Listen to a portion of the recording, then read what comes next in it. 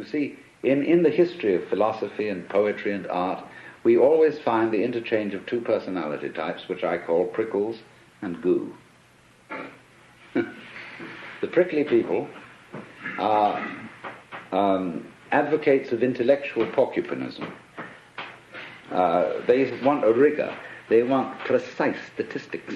And they have a certain clipped attitude in their voices. And you know this very well in academic circles, where there are people who are always edgy like that. And they accuse other people of being disgustingly vague and miasmic and mystical. But the vague, miasmic and mystical people accuse the prickly people of being mere skeletons with no flesh on their bones.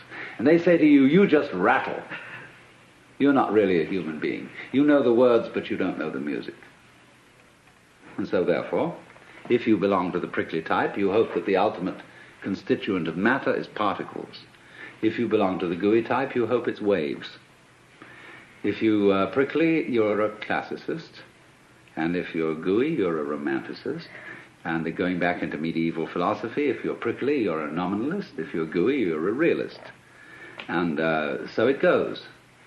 But we know very well that this natural universe is neither prickles nor goo exclusively. It's gooey prickles and prickly goo.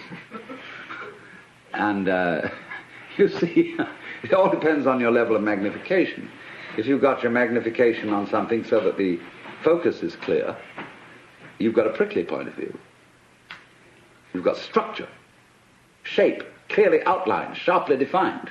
A little out of focus, it's going to go bleh, and you've got goo. But we're always playing with the two, because it's like the question is the world basically stuff, like matter, or is it basically structure? Well, we find out, of course, today that in science we don't consider the idea of matter, of there being some sort of stuff, because supposing you wanted to describe stuff, in what terms would you describe it?